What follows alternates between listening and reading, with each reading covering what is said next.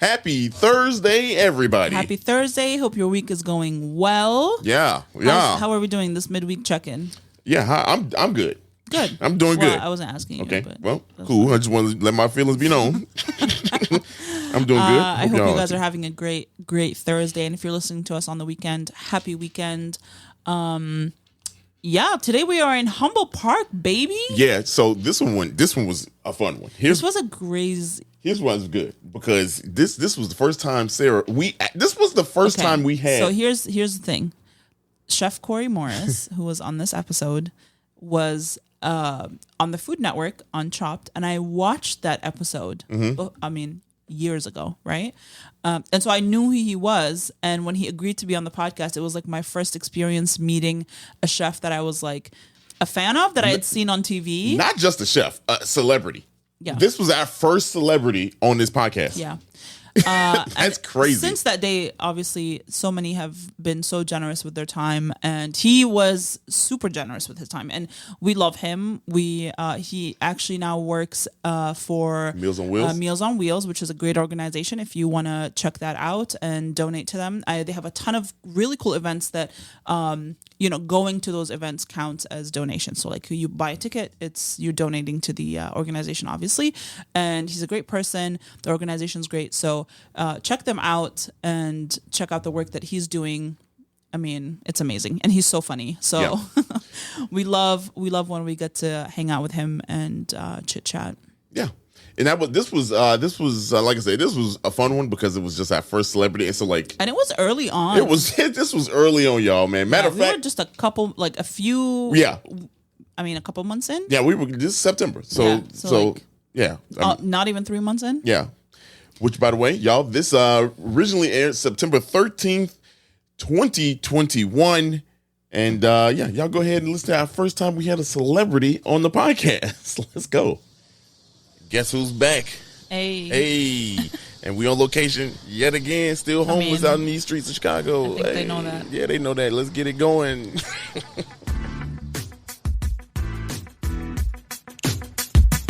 This is the podcast where we visit all 77 of Chicago's historic neighborhoods and discuss their heritage and taste the amazing food. And if you know anything about us, we love two things, food and Chicago, so I can't wait to burn this gas money. You ready? Let's get it. This is the 77 Flavors of Chicago, the podcast. Hey. Why are you dancing? This like is you bop. Never heard this song before. This song is good, ain't it, Chef? It's great. This is a good song. He's like, I don't want to be put on the spot. Please don't talk to me. Right. That's how you guerrilla warfare the gas. It's good, right? You like it. You love this, right? Yes, absolutely. So great. That's Sarah. I'm Dario, and we joined by. I'm gonna let you do this time. This is. Well, I'll let the chef introduce himself. Yeah. So tell us. All right. So my name's Corey Morris. Hold on, my bad. I slipped on that one.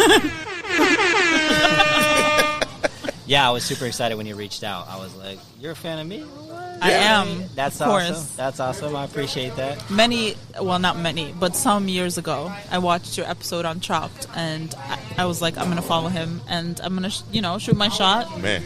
See if he'll come on the show.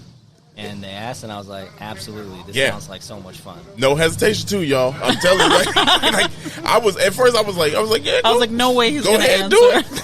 Let's go see. I was like, this dude, he beat Bobby Flay? Oh no, I don't know about that. I don't know. But hey, so thank you for coming on and being. I guess this is dope. This is dope to do. Thanks for coming over here to Humboldt Park. Oh yeah. We got some good history. We're so excited. So this is the part where Dario's going to tell us. He's about to tell us some fun facts, but they're actually historical facts, and then we're going to be shocked. Okay. Yeah. Well, I think. Yeah. You ready? Oh, you ready? Oh, he ready? Okay. Shoot. Let me get ready, boy. This is the part that everybody loves. This is the part where we teach you something. You've been learned. You've been taught. You've been taught it. There's nobody that can hold a smile in when you hear that noise. It's like a flashback to your younger years. Makes you feel good. It makes you feel real good. And we in the middle of a little tsunami. Feel like it. The windstorm right now. But hey, look, we're in Humboldt Park, as Chef said, and for those of you that are playing bingo with us, it is number 23 in the community areas. So That's a big number here in Chicago. Yeah. That's a big number here in MJ. Chicago. Yeah. I was gonna say why. Why? I'm so Wow. glad. You know what? There was one time I literally asked. I ordered a jersey for Dario for his birthday. That was the Bulls jersey, and the lady goes, "What number do you want it to say on the back?" And I was like, "I think he said 23 or 24." She's like, "I'm pretty sure he said 23," and I was like, "Yeah, I don't know." She's like, Michael Jordan. I was like, "Right." Bruh. Right. Yeah. That's the one. Yeah. I was. I mean, to be fair, you from Jordan. You know what I mean? Like, so it's. That's, I mean, he was known in Jordan. I was gonna say that too. You should have known, but we here now. So Humboldt Park. Let's get into. Y'all already hear some dope stuff about Humboldt Park. It was here's our favorite word, annexed. It was annexed to Chicago in 1869, 2 years before The Chicago Fire. There you go. I learned that. Yeah, we're gonna keep on going Okay. over. Yeah, but it was annexed to the city, and I don't bet you. Guess how big this actual park is. Guess how big the park is. Just number, throw it out there. 7. Come on, 200. Ooh, okay, Wait, I'm gonna give is it to that my. close? Yeah, I'm gonna give it to Chef. Yeah, 207 acres. 207 acres. Start at 7. All right. High five. That's pretty good. Yeah, that's pretty good. 207 acres. It was named after Alexander von Humboldt, and a German naturalist and geographer. Now, here's the thing about this. So this man made one trip to the United States. Stop. One trip to the United States In his whole life. in his whole life, and guess what? What? He never visited Chicago. He never visited Chicago, which is wild, which is very wild. Yeah. To have something named that. I wonder who decided this. I tried to do some research as to why we decided to name the park a whole community area after a guy that never even visited here on his one trip here. Turns out that this is a big German and Scandinavian Polish part of town. I think isn't Ukrainian village pretty? Yeah, it's just a little bit. It's just a little bit Yeah. down. Yep. So A little bit west. that was kind of the ethnicity around that time. So him being a naturalist, he had books printed out. He was huge into geography overseas, and so when he came here, a lot of people started building statues of people. And so he was one of the most prominent people, that visited here. And so I don't know, y'all. I'll be honest, man. When the late 1900s was 19th century was different because you just naming stuff after people you don't need. Yeah, I don't know. What? Like, come on, Chicago. Like, this is the first one where we were just like, I don't know why we named him. Yeah, for real. Like at Humboldt Park. Yeah. I mean, it's stuck. I mean, Douglas kind of was surprising too because he's not a great person. But he was here though. You know what I mean? Like he visited here and he had some significance here. Yeah. Humboldt didn't. I'll just be honest. Humboldt had no relevance. And it's one of the best parks. And it's one of the best parks in the city. And whatever, I don't know. We keep on going about it. Yeah, but, I really like this area. It's definitely. So speaking of Humboldt Park, though, the actual park is made up of 3 historic buildings. One is the stable and receptory. 2 is the field house, and the 3rd is the boathouse. So I think That's the one with the swan.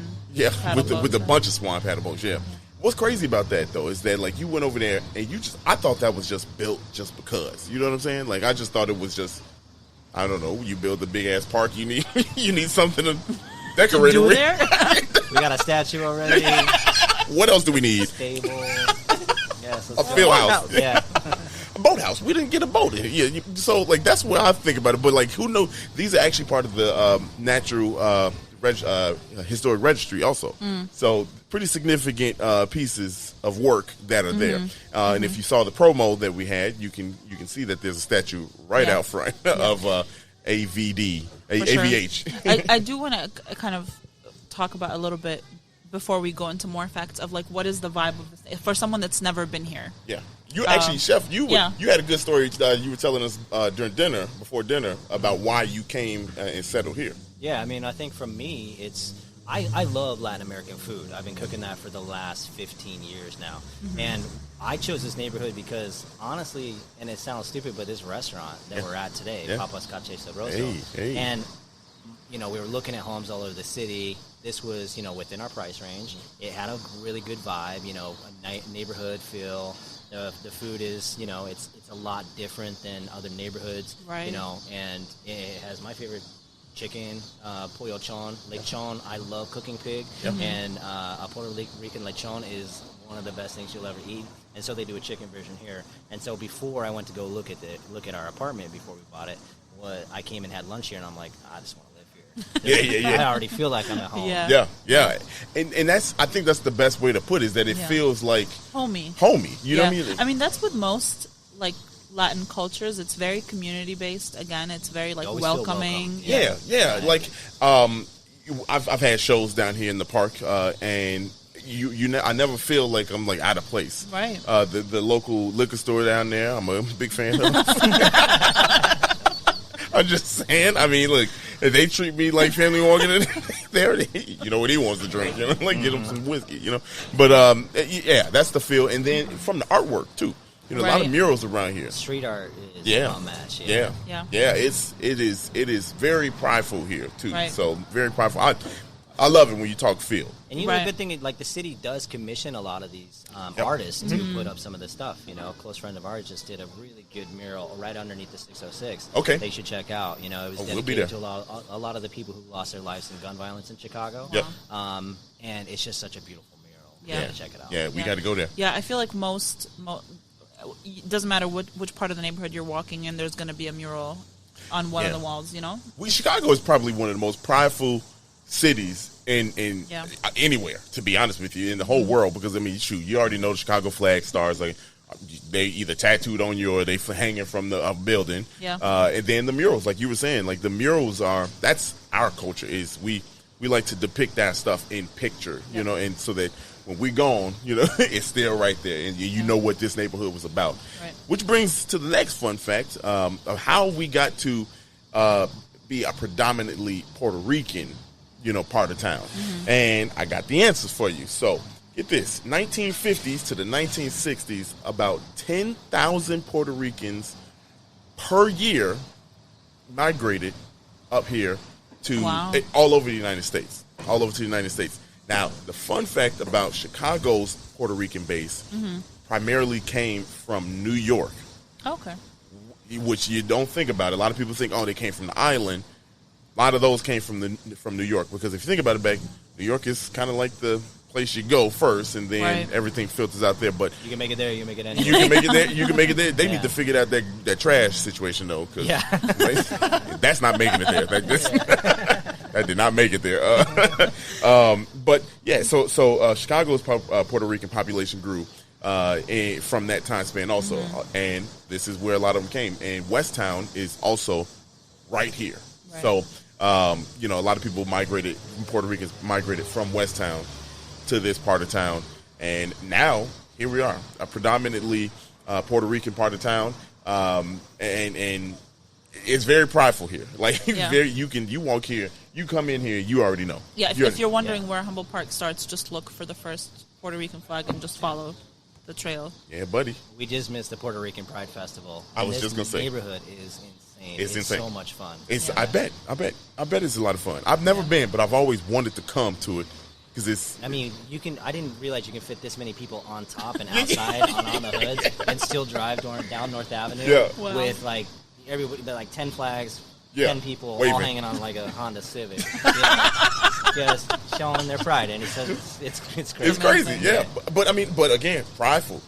You know what I mean? And that's the beautiful thing about it, is that they community, when it feels like it's a community, they're gonna take pride in it. It's a beautiful part of town, y'all. Right. It's a beautiful part of town. Y'all need to come here. Sarah, you mentioned the flags, and got some stats on those flags for you.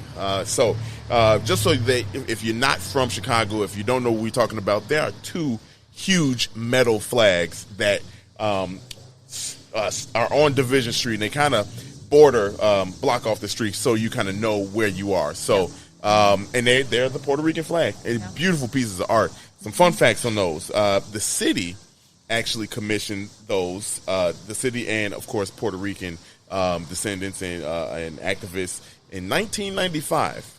They were built. Really? Yeah. That recent? That recent. You know what I mean? Like, and you don't think about it. In 95, I always say, I think I think I said it on here, but people that know me outside of the podcast, I feel like 95 was probably like my favorite year of life. Like it's just in 95, so many things. Music was great. It was too damn hot. I remember that. It was just a cool year. You know, I don't know. It was a cool year. Yeah, you don't care. Still good. The Bulls, well, not that year. We were. I grew up in Utah. So yeah. They were always good. Oh man, bruh, man. On behalf of Chicago, we apologize for what we did to y'all. 97, 98. We that food poisoning. Yeah. Food poisoning, quote unquote. Yeah. Jordan, we see you. Don't play. So the 95 it was built, and it was meant to kind of commemorate the heritage and the roots of the residents of Humboldt Park. Also, they call this stretch of Division Street. Let me get this right: Paseo Boricua. Sure. Yeah. See, look at both of them. Both everybody, Chef and Sarah was just like, right. You tried it. What does that mean? Shit. Puerto Rican, I know is one of them. Like one of them words. And drive, got to be the other one. Right? Yeah. Okay, cool. Chef is like, yeah, keep on going, bro. Like, you tried it. But here's the cool thing. They are 59 feet tall. Guess how much they weigh? How much? 45 tons. What? Like what? 45 tons. Those things don't. They didn't. I mean, they it don't gets look windy over here, so if they don't, you saying. don't want them to not. You'd think it'd be like hollow. Yeah, but it's not. I mean, I thought they were hollow. I feel like if they were hollow, they'd be lighter, right? But like that's. I guess they're not hollow. Solid ass metal hanging above your head. Solid ass metal. Solid ass metal. There's also, for those that don't know, I don't know if you knew, but there is a Walk of Fame here on this stretch of Paseo Boricua. That commemorates significant Puerto Rican individuals here also. So a lot of history just on this stretch of Division. If you come down here, look for the flags.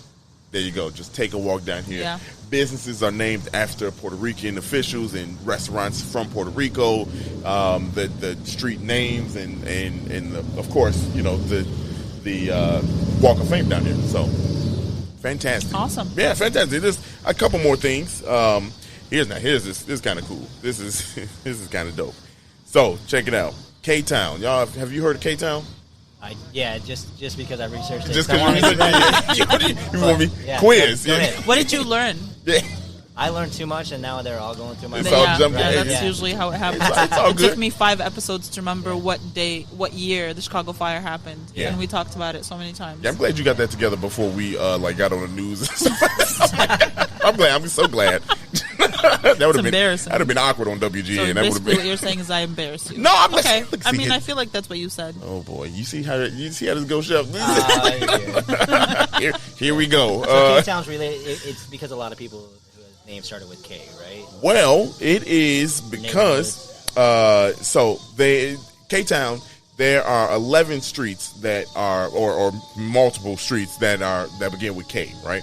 And the reason for that is because in 1913, when the city started the street naming proposal, the way they decided, they were systematically, if y'all can hear this, It's an ambulance. Yeah, it's an ambulance. Yeah.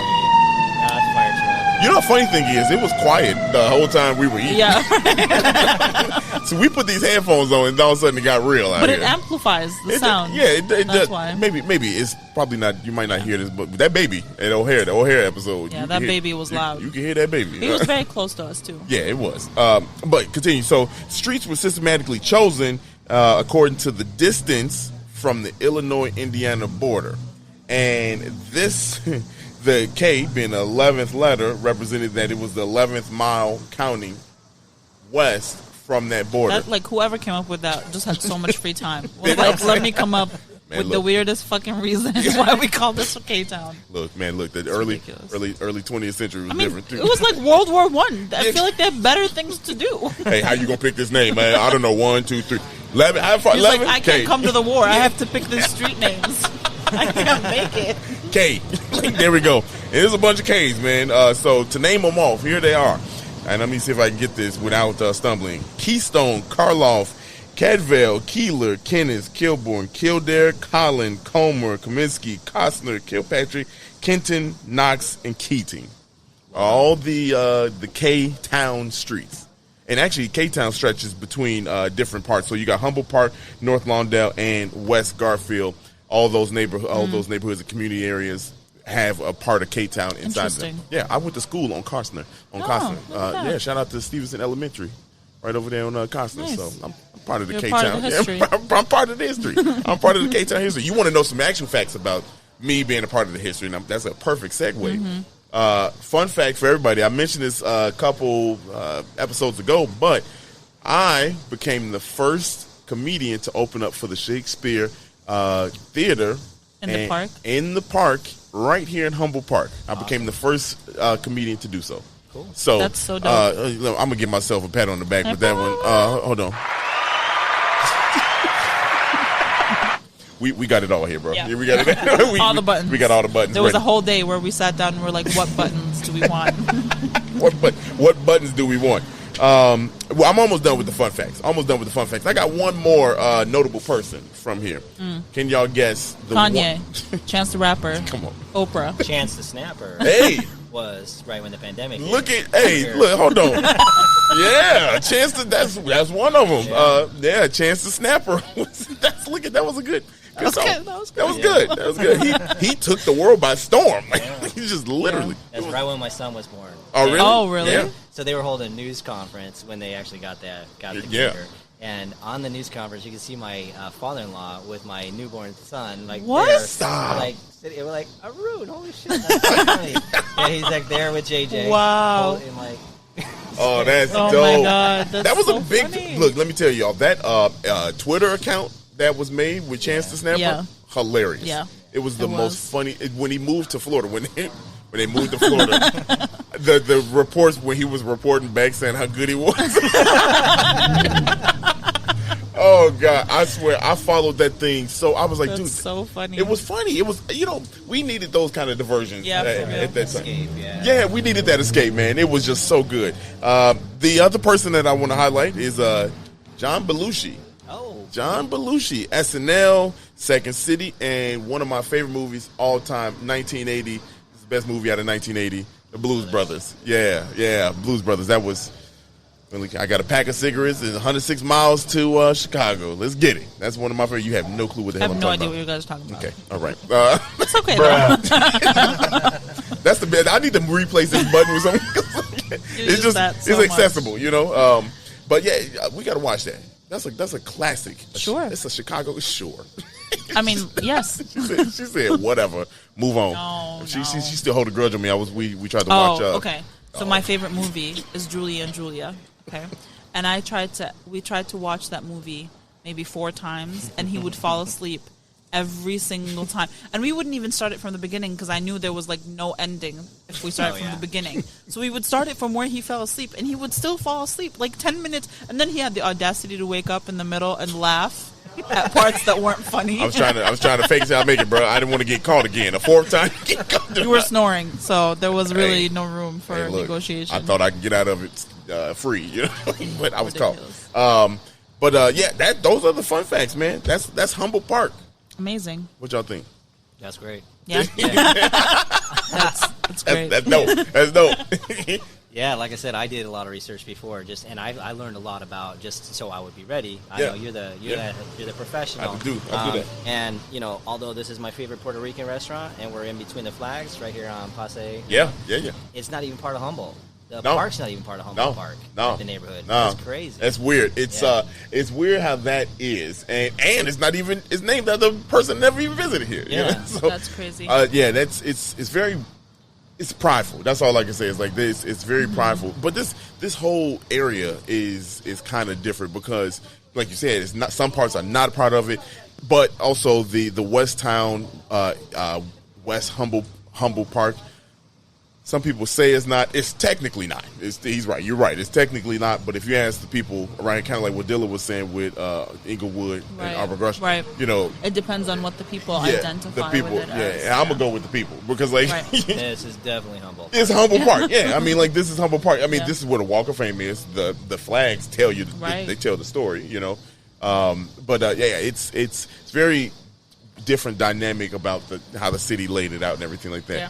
You think they ever say changed? that this was like this Drive right here was the only nationally recognized Puerto Rican neighborhood. Yes. Yeah. So I'm glad you said that because I did forget to mention it. It's written down. I got it. But yeah, this is recognized. It's part of also part of K-Town is part of it. Not all of it, but part of K-Town is part of the National Registry of Historic Places. Wow. So Chicago has a ton of historic places, and we learning that on the podcast as we go too. So it's just amazing how.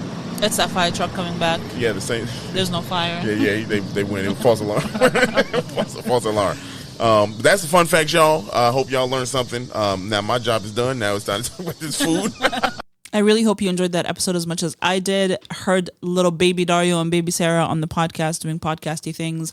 And if you did not enjoy that episode, that's totally fine. Check back Monday for a brand new episode or next Thursday for next episode's week's rerun.